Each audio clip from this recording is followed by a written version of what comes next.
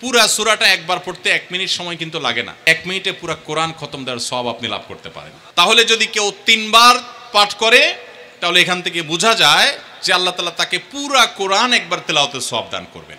তুমি এই সূরাকে যে ভালোবাসো, এই ভালোবাসার কারণে আল্লাহ তাআলা তোমাকে জান্নাতে প্রবেশ করাবেন, সে ওয়াদা করেছে। আল্লাহর নবী সাল্লাল্লাহু আলাইহি সাল্লামের হাদিসে ওয়াদা রয়েছে আল্লাহ তাআলা ওই ব্যক্তির জন্য জান্নাতে একটা বিশাল প্রাসাদ নির্মাণ করবে। সূরা কুল হুয়াল্লাহ কেন আল্লাহ তাআলা এই সূরাটা নাজিল করলেন? কোরআনে কারীমের বিভিন্ন সূরা, বিভিন্ন আয়াত নাজিলের প্রেক্ষাপট আছে যেটাকে শানে নুজুল বলা হয়। কেন এই সূরা আল্লাহ তাআলা আমাদেরকে দিয়েছেন এ সম্পর্কে প্রিয় নবী সাল্লাল্লাহু আলাইহি সাল্লামের এক সাহাবী তার থেকে একটি হাদিস বর্ণিত আছে। সেই হাদিসের আলোকে আমরা জানি যে মক্কার মুশরিকরা, মক্কার কাফিররা, অবিশ্বাসীরা, তারা প্রিয় নবী সাল্লাল্লাহু আলাইহি সাল্লাম যখন তাওহীদের দাওয়াত দিলেন, আল্লাহর পথে আসার দাওয়াত দিলেন, তারা বলল, মুহাম্মদ আমরা তো সবার বংশ পরিচয় জানি। সেই যুগে মানুষ উটের পর্যন্ত বংশ পরিচয় জানতো, শিখতো। তো নবী সাল্লাল্লাহু আলাইহি সাল্লামকে তারা জিজ্ঞাসা করেছে, মুহাম্মদ তোমার যে আল্লাহর কথা বলো, ঈমান আনার জন্য বলো, তোমার আল্লাহর বংশ পরিচয়টা একটু আমাদেরকে জানাও। মক্কার মুশরিকদের এরকম হাস্যকর দাবি শোনার পর প্রিয় নবী সাল্লাল্লাহু আলাইহি সাল্লামের প্রতি আল্লাহ তাআলা এই সূরা নাজিল করে তাদের এই প্রশ্নটা যে অবান্তর, আল্লাহ তাআলার যে কোনো বংশ পরিচয় নাই, আল্লাহর যে কোনো জন্মদাতা নাই, তিনি যে কোনো জন্মদাতার মুখাপেক্ষী নন, সে বিষয়টাকে আল্লাহ তাআলা বিশদভাবে এই সূরাতে বিবৃত করেছেন, বর্ণনা দিয়েছেন। এই জন্য ওই প্রেক্ষিতে এই সূরাটা নাজিল হয়েছে। কোনো উলামা ইকরাম, কোনো মুফাসসিরগণ অবশ্য ভিন্ন আরও একাধিক কথাও বলেছেন, তবে এটি সবচেয়ে প্রসিদ্ধ এবং বেশিরভাগ মুফাসসিরদের মতে এটি যে সূরা ইখলাস কুল হুয়াল্লাহ সূরা নাজিল হয়েছে মক্কার মুশরিকরা প্রিয় নবী সাল্লাল্লাহু আলাইহি সাল্লামের কাছে আল্লাহর বংশ পরিচয় জানতে চাওয়ার মতো মূর্খতাসুলভ প্রশ্ন করেছে, সেই প্রশ্নের জবাবে এই সূরায় আল্লাহ রাব্বুল আলামিন বিস্তারিত বিবরণ দিয়েছেন। এরপর আসা যাক, এটাকে আমরা সাধারণত কুল হুয়াল্লাহ সূরা বলি, তাই না? ইখলাস মানেটা কি? আমরা যেহেতু এই সূরাগুলো নামাজের মধ্যে সবচেয়ে বেশি পাঠ করি, ঠিক না বেঠিক?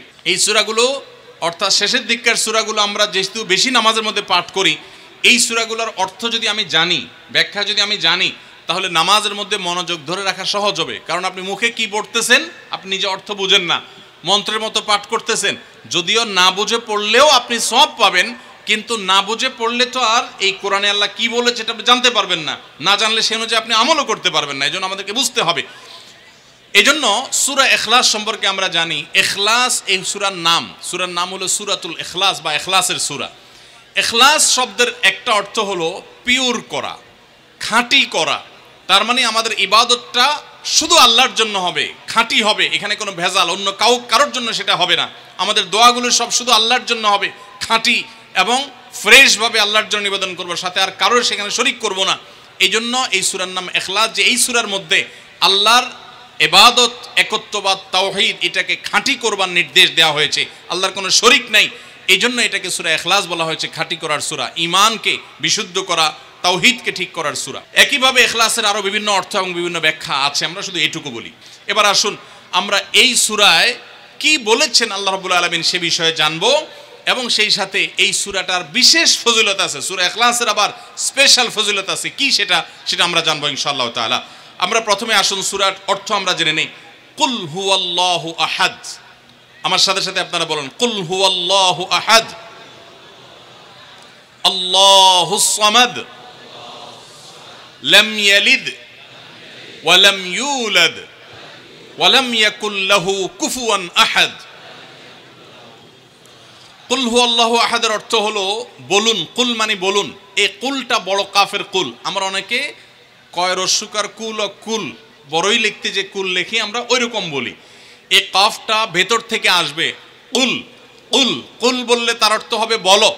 আর যদি ছোট কাফের কুল অর্থাৎ বাংলা করস্যকার কুল ও কুল লিখি যে আমরা ওরকম কুল যদি বলেন, আরবিতে তার অর্থ হলো খাও। একটা হলো বলো, আরেকটা হলো খাও। অর্থের মধ্যে বেশ কম আছে না নাই?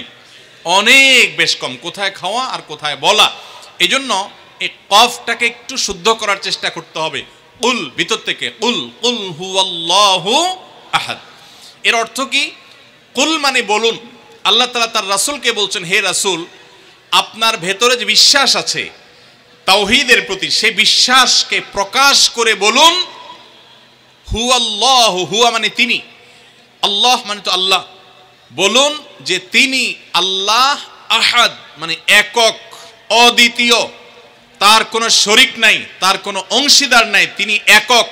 বংশ পরিচয়ে তার থাকার প্রশ্নই ওঠে না। যিনি একক, যিনি অদ্বিতীয়, যার কোনো শরিক নাই এবং যার কোনো পার্টনার নাই, যার কোনো ফ্যামিলির সদস্য নাই, যিনি একক, তার বংশ পরিচয় জানতে চাওয়া এটা মূর্খতা এবং অজ্ঞানতা। এজন্য আল্লাহ রাব্বুল আলামিন জানিয়েছেন, কুল হুয়াল্লাহু আহাদ, বলে দিন তিনি আল্লাহ যিনি একক, আল্লাহুস সামাদ, আল্লাহ হলেন সমাদ। সমাদ শব্দের অর্থ হলো যে তিনি হলেন সেই মহান সত্তা, সবাই যার কাছে মুখাপেক্ষী, তিনি কারোর কাছে মুখাপেক্ষী নন। সমাদ মানে হলো যিনি অমুখাপেক্ষী, যিনি কারোর মুখাপেক্ষী না। পৃথিবীর সকল সৃষ্টি তার মুখাপেক্ষী, তিনি কারো মুখাপেক্ষী না। যেহেতু তিনি কারোর মুখাপেক্ষী না, অতএব তার বাপেরও প্রয়োজন নাই, তার মায়েরও প্রয়োজন নাই, তার সন্তানের প্রয়োজন নাই, বন্ধুর প্রয়োজন নেই, তার কারোর কোনো প্রয়োজন নেই। সবার তাকে প্রয়োজন, কিন্তু তিনি কারোর কাছে মুখাপেক্ষী নন। আল্লাহুস সামাদ, লাম ইয়ালিদ ওয়া লাম ইউলাদ, যেহেতু তিনি কারো মুখাপেক্ষী নন, এজন্য তিনি কাউকে জন্ম দেননি। ওয়া লাম ইউলাদ, এবং তাকেও কেউ জন্ম দেয়নি। যেহেতু তিনি কোনো কারো মুখাপেক্ষী না, এজন্য তার বাপ মারও প্রয়োজন নাই, এজন্য তার কোনো জন্মদাতার প্রয়োজন হয়নি। ওয়া লাম ইউলাদ, এবং তিনি কাউকে জন্ম দেননি। আল্লাহ তাআলা যেহেতু মুখাপেক্ষী নন কোনো কিছুর প্রতি, এই জন্য তার কাউকে জন্ম দিয়ে তার বংশটিকে রাখারও প্রয়োজন নাই, আবার তাকে কেউ জন্ম দেওয়ারও প্রয়োজন নাই। ওয়ালাম ইয়াকুল্লাহু কুফুয়ান আহাদ, আর তার কোনো সমকক্ষ নাই, তার সমান কেউ নাই, তার সাথে কোনো প্রকার সাদৃশ্য হতে পারে এমন আর কেউ নেই। তিনি অদ্বিতীয়, তিনি একক। এই ছোট ছোট সূরায় আল্লাহ তাআলার তিনটি গুণবাচক নাম আল্লাহ উল্লেখ করেছেন। আল্লাহর মূল নাম যেটা, সেটা উল্লেখ করেছেন আল্লাহ, তার জাতে পাকের নাম। আর এর পাশাপাশি আরো দুটি গুণবাচক নাম উল্লেখ করেছেন। এক হলো আহাদ, মানে একক, এটা আল্লাহর গুণবাচক নাম। আর একটা হলো সমাদ, এটাও আল্লাহর গুণবাচক নাম। এই নামগুলো আল্লাহ তাআলা উল্লেখ করেছেন। এই যে সূরাটা, সূরা ইখলাস আমরা জানলাম, এর অর্থ আমরা শুনলাম। এই সূরার ফজিলত কি? তিনটা ফজিলত আপনারা শুনেন। এক নম্বর, নবী করিম সাল্লাল্লাহু আলাইহি সাল্লাম বলেছেন, এই সূরা ইখলাস এটা হলো কোরআনে কারীমের 3 ভাগের 1 ভাগ। বলেন সুবহানাল্লাহ। সূরা ইখলাস বা কুল হুয়াল্লাহ সূরাটা হলো কোরআনে কারীমের কয় ভাগের 1 ভাগ? 3 ভাগের 1 ভাগ। 3 ভাগের 1 ভাগের মানে কি? এই সম্পর্কে কোন তাফসীরবিদগণ বলেছেন, এর মানে হলো গোটা কোরআনে আল্লাহ তাআলা মৌলিকভাবে 3টা বিষয়ের আলোচনা করেছেন। কয়টা বিষয়? এই পুরো কোরআন জুড়ে আল্লাহ তাআলা আলোচনা করেছেন কয়টা বিষয়ে? 3টা বিষয়। নাম্বার 1 তাওহীদ, একত্ববাদ, ঈমান সম্পর্কে। নাম্বার 2 আখবার, বিভিন্ন জাতি গোষ্ঠীর ইতিহাস আল্লাহ এখানে আলোচনা করেছেন। নাম্বার 3 এই কোরআন আল্লাহ তাআলা আলোচনা করেছেন আহকাম বা বিধিবিধান। ঈমানটা মানুষের, বিশ্বাসটা মানুষের সবচেয়ে গুরুত্বপূর্ণ। বিশ্বাস মানুষকে পরিচালনা করে, জন্য কোরআনে এটার আলোচনা সবচেয়ে বেশি। এরপর ইতিহাসের আলোচনা মানুষের অনেক বেশি প্রয়োজন শিক্ষা গ্রহণ করবার জন্য পূর্বের ঘটনাবলী থেকে, সেজন্য সেগুলোও আছে।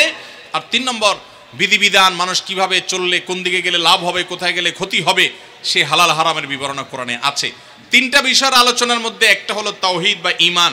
এই সূরা ইখলাস এমন একটা সূরা কোরআনের, এই একটা সূরাতে পুরা সূরার 4টা আয়াতের সবগুলো আয়াতে শুধু ঈমান সম্পর্কে, শুধু আল্লাহর জাত সম্পর্কে বলা আছে। বলেন সুবহানাল্লাহ। ভাইরা আমার, এই সূরা ইখলাস বা সূরা কুল হুয়াল্লাহ এটা কোরআনে কারীমের 3 ভাগের 1 ভাগ। এটার একটা ব্যাখ্যা। আরেকটা ব্যাখ্যা হলো, কোরআনে কারীম যদি কেউ পুরাটা পড়তে পারে, যে পরিমাণ সওয়াব সে লাভ করবে। শুধু কুল হুয়াল্লাহ সূরা যদি একবার পাঠ করে, কয়বার? একবার যদি পাঠ করে, কোরআনে কারীমের 3 ভাগের 1 ভাগ তেলাওয়াত করার সওয়াব আল্লাহ তাআলা ওই ব্যক্তিকে দান করেন। তাহলে যদি কেউ 3 বার পাঠ করে, তাহলে এখান থেকে বোঝা যায় যে আল্লাহ তাআলা তাকে পুরা কোরআন একবার তেলাওয়াতের সওয়াব দান করবেন। পুরা কোরআন কষ্ট করে তেলাওয়াত করলে সেটার যে মর্যাদা হবে সেটা অবশ্যই ভিন্নতর। কিন্তু সূরা ইখলাস এটাকে 3 বার পাঠ করলে আল্লাহ রাব্বুল আলামিন কোরআনে কারীমের পূর্ণাঙ্গ কোরআন তেলাওয়াতের সওয়াব পাবেন বলে অনেক উলামা ইকরাম, মুহাদ্দিসিন ইকরাম বলেছেন এই হাদিসের আলোকে। এটা হলো এর দ্বিতীয় ফজিলত। প্রথম ফজিলত। দ্বিতীয় ফজিলত হলো, আমাদের প্রিয় নবী সাল্লাল্লাহু আলাইহি ওয়াসাল্লামের সময় তিনি এক দলকে একটা অভিযানে পাঠিয়েছেন। তাদের মধ্যে যিনি ইমাম সাহেব ছিলেন, ওই আল্লাহর বান্দা প্রত্যেক নামাজের মধ্যে যে কোনো সূরা পড়তেন, যে কোনো কেরাত পড়তেন, শেষে সূরা ইখলাসটা অবশ্যই পাঠ করে তারপর রুকুতে যাইতেন। এখন সাহাবীদের মধ্যে একটা প্রশ্ন দেখা দিল যে এই লোকটা প্রত্যেক রাকাত নামাজে সূরায়ে ফাতিহা, আলহামদু সূরা পাঠ করার পর যেই সূরাই পড়েন, যেই কেরাতই পড়েন, সাথে আবার কুল হুয়াল্লাহটা কেন পড়েন? আমরা তো নবী সাল্লাল্লাহু আলাইহি সাল্লাম কিরম করতে দেখি নাই। তখন সাহাবীরা এসে নবী সাল্লাল্লাহু আলাইহি ওয়াসাল্লামকে জিজ্ঞাসা করলেন, ইয়া রাসূলুল্লাহ, আমাদের ইমাম সাহেব যাকে আমাদের সাথে আপনি দিয়েছেন, যিনি আমাদের সাথে আসেন, এই ব্যক্তি প্রত্যেক রাকাতে অন্য যা পড়ুক আর না পড়ুক এই কুল হুয়াল্লাহ সূরাটা উনি পড়ে, এটা উনি ছাড়ে না, এর কারণটা কি? তখন নবী সাল্লাল্লাহু আলাইহি সাল্লাম জিজ্ঞাসা করলেন ওই ব্যক্তিকে যে তুমি কেন এই সূরা পাঠ করো? অবশ্যই অবধারিতভাবে সূরা ফাতিহা না প্রত্যেক রাকাতে ফিক্সড, অন্য কোনো সূরা তো ফিক্সড না, তুমি অন্য যাই পড়ো সাথে প্রত্যেক রাকাতে কুল হুয়াল্লাহ দিয়ে শেষ করে তারপর রুকুতে যাও কেন? তখন সে সাহাবী বলেন, ইয়া রাসূলুল্লাহ, আমি কেন পড়ি? কারণ কোরআনে কারিমে এই একটা সূরা, সূরা ইখলাস বা কুল হুয়াল্লাহ সূরাটা একমাত্র সূরা যেই সূরার শুরু থেকে শেষ পর্যন্ত সবগুলো আয়াতে শুধু আমার আল্লাহর কথা বলা আছে। কোরআনের অন্য কোনো সূরা এমন নাই যেই সূরার শুরু থেকে শেষ পর্যন্ত পুরো সাবজেক্ট আগা টু গোড়া পর্যন্ত সবগুলো বিষয়, সবগুলো আয়াতে শুধুমাত্র আল্লাহর পরিচয় দেওয়া হয়েছে এমন আরেকটা সূরা নেই। যেহেতু এখানে শুধু আল্লাহর কথাই বলা হয়েছে, এই জন্য এই সূরাকে আমার অনেক বেশি পছন্দ হয়, এই জন্য এই সূরাকে অনেক বেশি আমি ভালোবাসি। আমার আল্লাহর আলোচনা এখানে, অন্যান্য সূরাতে কোথাও ইতিহাস, কোথাও হালাল হারাম, কোথাও বিধিবিধান, কোথাও অন্যান্য আলোচনা আছে, কিন্তু এই সূরায় শুধু আমার আল্লাহর কথা বলা আছে। এই জন্য আল্লাহর মহব্বতে এই সূরাকে আমি অনেক ভালোবাসি, কুল হুয়াল্লাহ সূরাকে। নবী করিম সাল্লাল্লাহু আলাইহি ওয়াসাল্লাম তখন বলেছেন, তোমার এই ভালোবাসার কারণে আমার কাছে ওহী আল্লাহ পাঠিয়েছেন যে আল্লাহ তাআলা তোমাকে স্পেশালি ভালোবাসেন।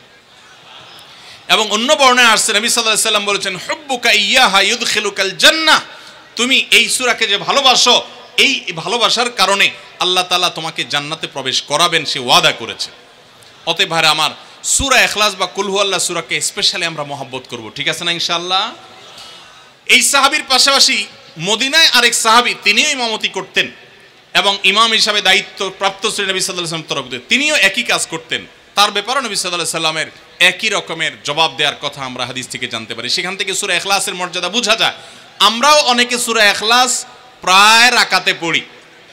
দেখেন, যারা সূরা ইখলাসকে মহব্বত করে, এই যে ঘটনা আমরা শোনালাম নবী সাল্লাল্লাহু আলাইহি ওয়াসাল্লাম, এটা জেনে যে আমার আল্লাহর আলোচনা আছে এই সূরায়, অন্য কোনো আলোচনা নাই, আল্লাহর পরিচয় উল্লেখ করা আছে, আল্লাহর বৈশিষ্ট্য এবং ক্ষমতার উল্লেখ আছে, সেই মহব্বতে যদি কেউ সূরা ইখলাসকে মহব্বতের সাথে ধীরে ধীরে পড়ে, তাহলে তো তিনি অবশ্যই আল্লাহর কাছে বিশেষ মর্যাদা পাবেন। ওই সাহাবীর মতো আল্লাহর ভালোবাসা পাওয়ার সম্ভাবনা জোরালো। তবে আমাদের বেশিরভাগ মানুষ কুল হুয়াল্লাহ সূরা দিয়ে নামাজ পড়ে নামাজ শর্ট করার জন্য, ঠিক না বেঠিক? তাহলে এবার যদি আমি বলি কারা কারা নামাজ সংক্ষেপ করার জন্য কুল হুয়াল্লাহ সূরা দিয়ে নামাজ পড়েন, তাহলে দেখা যাবে হাত ওইগুলো আবার উঠছে। তাহলে সংক্ষেপ করার উদ্দেশ্যে সূরা কুল হুয়াল্লাহ পড়লে সেটার কারণে আল্লাহর কাছে সওয়াব পাবেন না, বরং আপনার নামাজের মর্যাদা আরো। তো সূরা ইখলাস আমরা এটাকে সংক্ষেপ করার জন্য পড়বো না, মহব্বত করার জন্য পড়বো আজ থেকে, ঠিক আছে তো ইনশাআল্লাহ? কুল হুয়াল্লাহ সূরার আরেকটি ফজিলত বলে আমি শেষ করতে চাই, সেটি হলো যে নবী করিম সাল্লাল্লাহু আলাইহি সাল্লামের একটা হাদিস আছে যে কেউ যদি 10 বার সূরা ইখলাস বা কুল হুয়াল্লাহ সূরা পাঠ করে, কয়বার? 10 বার, রাতে দিনে যে কোনো সময় 10 বার যদি কেউ কুল হুয়াল্লাহ সূরা পাঠ করে, আল্লাহ নবী সাল্লাল্লাহু আলাইহি সাল্লামের হাদিসে ওয়াদা রয়েছে আল্লাহ তাআলা ওই ব্যক্তির জন্য জান্নাতে একটা বিশাল প্রাসাদ নির্মাণ করবে। তাহলে সূরা ইখলাস 10 বার মাঝে মধ্যে পড়তে যদি আমরা চেষ্টা করি, পুরা সূরাটা একবার পড়তে 1 মিনিট সময় কিন্তু লাগে না। কুল হুয়াল্লাহু আহাদ আল্লাহুস সামাদ লাম ইয়ালিদ ওয়া লাম ইউলাদ ওয়া লাম ইয়াকুল লাহু কুফুয়ান আহাদ। কয় সেকেন্ড সময় লাগছে? 20 সেকেন্ড, 25 সেকেন্ড। আপনি চাইলে 1 মিনিটে 3 বার কুল হুয়াল্লাহ সূরা পড়তে পারেন, তার মানে 1 মিনিটে পুরো কোরআন খতম দেওয়ার সওয়াব আপনি লাভ করতে পারেন। তাহলে অবসর সময়গুলোতে আমরা মুখস্থ তো সবারই আছে, পড়ার চেষ্টা করব না ইনশাআল্লাহ? আল্লাহ আমাদের সবাইকে তৌফিক দান করুন।